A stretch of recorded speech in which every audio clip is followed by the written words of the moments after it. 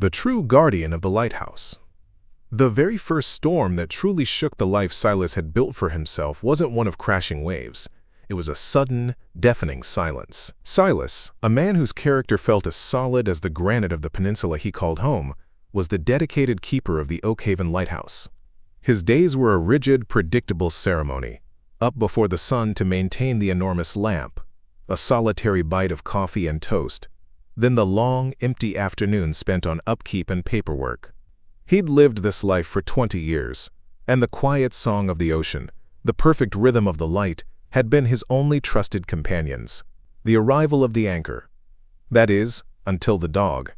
He spotted the creature, a muddy, half-starved young border collie, shivering near the foundation stones during a particularly low tide.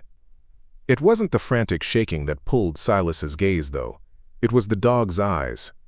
They were a rare, deep amber, shining with a raw, desperate intelligence. A look of profound understanding. There was no collar, no name, no past to speak of. Silas gently brought him inside, dried him by the warmth of the wood stove, and gave up the last of his breakfast sausage. He simply called him Keeper. Quote, Keeper wasn't a typical dog. He didn't bark at the sea, didn't chase gulls, and never wandered off to explore the wide, sandy terrain. He only watched Silas.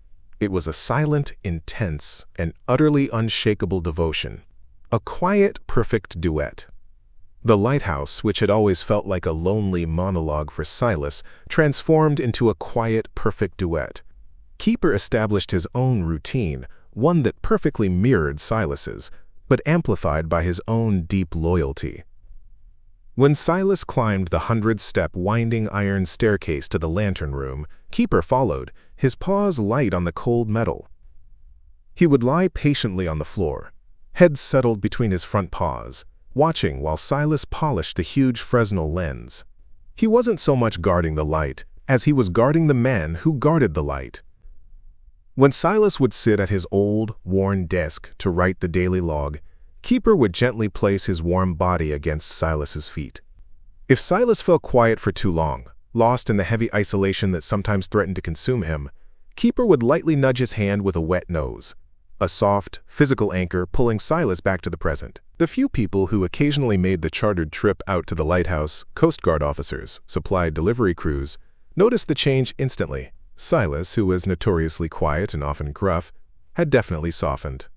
He'd talk more often now, he'd even let out a small laugh once or twice, and Keeper was always there, a shadow that breathed, a second steady heartbeat in the desolate landscape. Their bond wasn't just simple companionship. It had become a genuine emotional symbiosis. Silas offered the shelter and the food, yes, but Keeper gave him purpose. The night the light died.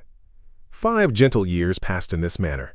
Keeper matured into a strong, truly majestic dog, his amber eyes still fixed, unwavering on Silas. Then came the night of the nor'easter, a storm the locals would never ever forget.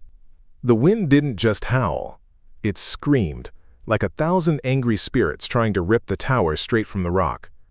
The waves, gray and absolutely monstrous, shattered over the jetty, sending freezing spray all the way up to the lantern room. Silas was down in the engine room, a cramped, damp basement space where the emergency generator roared in a fight against the failing power grid. The main light had already died out 20 minutes ago, and Silas was struggling with the heavy, rusted machinery, his hands slippery with oil and sweat. Suddenly, a truly massive wave slammed into the stone foundation. The entire lighthouse shuddered. A high-tension cable, already strained to its breaking point by the wind, snapped near the generator, sending a sharp, blinding flash of light and plunging the room into total, stifling darkness. Silas was thrown backward, crashing against a damp wall. A jagged piece of equipment had fallen and had brutally pinned his leg. The pain was immediate, dizzying, and completely paralyzing. He could hear the generator slowing, sputtering, finally failing. In the deep dark and utter chaos of the storm, the light of Oakhaven was about to be extinguished. He yelled out, a rough, desperate sound that was immediately swallowed by the angry wind. Keeper's silent, terrible duty.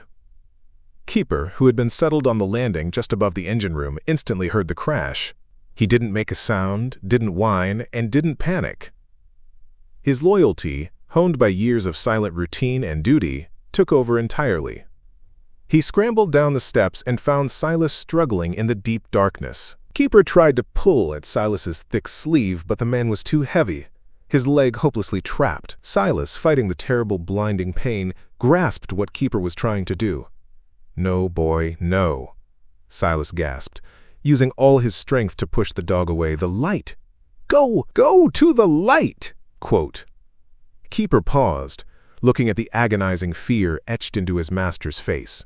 Then he understood the true, dire nature of the crisis. His man was trapped, and the light, the solemn promise that defined their home, was out. Without another sound, Keeper turned and began the lonely ascent of the 100 cold, dark steps of the lighthouse, completely alone. He finally reached the lantern room. The huge Fresnel lens was utterly dark, the air thick and heavy with the smell of ozone and damp salt. Keeper nudged the glass housing, then looked back down the stairs, waiting, as if still expecting his master to appear. When Silas didn't come, the dog simply lay down, positioning himself so his amber eyes were looking straight out through the great glass windows. A faint, life-saving flash. Miles away, the fishing trawler, the Mariner's Daughter, was fighting for its very existence. Lost in the deluge and the towering seas, Captain Harris knew they were terrifyingly close to the Oakhaven Reef, a mile-long stretch of jagged, hungry rock that had already claimed dozens of ships. Any light, anything. Harris screamed over the radio. The first mate, peering at the horizon through binoculars smeared with rain, shook his head, defeated. "It's completely dark, Captain. The Oakhaven light is out." Quote. They were about to turn the ship into the waves for one desperate final stand when the mate suddenly froze solid. "Wait, Captain! I see something low. It's not the main lamp. It's a faint amber glow. No, wait, it's two amber glows. Low to the horizon, but steady. Moving just slightly, like a pendulum." Quote. Keeper, high up in the lantern room, was slowly, deliberately rotating his head, his whole body rigid with absolute focus. The tiny flicker of the failing stormlight reflected off his large, amber eyes, magnified hundreds of times by the polished Fresnel lens, was casting a faint, rhythmic beam out onto the chaotic water. It wasn't the powerful 20,000 candle beam of a proper lighthouse, but it was enough. Captain Harris caught the incredibly faint, intermittent flash. He couldn't begin to understand the source, but he immediately understood the rhythm. Danger ahead, but safety was to the left. He wrenched the wheel hard to port, guiding his ship away from the dark, hungry reef and out into the open, deeper waters. The light of the amber eyes. By the time the Coast Guard arrived at dawn, dispatched by a grateful Captain Harris who had radioed in about the miraculous low amber light, the worst of the storm was finally over. They found Silas in the basement, pale and barely conscious, but alive. They found Keeper curled up tightly on the cold metal floor of the lantern room, his fur matted with condensation, his amber eyes still fixed, unwavering, out to the sea. He hadn't moved an inch since the rescue team arrived. Silas recovered slowly. His leg healed, of course, but the profound trauma of the darkness and the pain had left a lasting mark.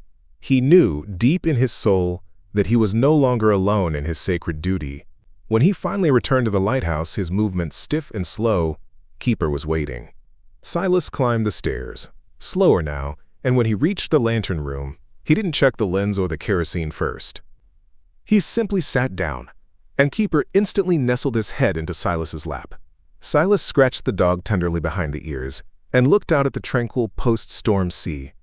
"You're the Keeper, aren't you, boy?" Silas murmured, his voice heavy with emotion. "The true guardian. You kept the light alive, even when I couldn't do it myself." From that day forward, the people of Oakhaven always whispered that the lighthouse had gained a new, unofficial name, the Light of the Amber Eyes. It was a testament to the quiet, powerful truth that the greatest beacons in our lives are rarely made of glass and electricity, but of flesh, fur, and an unconditional dog love that will shine even through the very deepest night.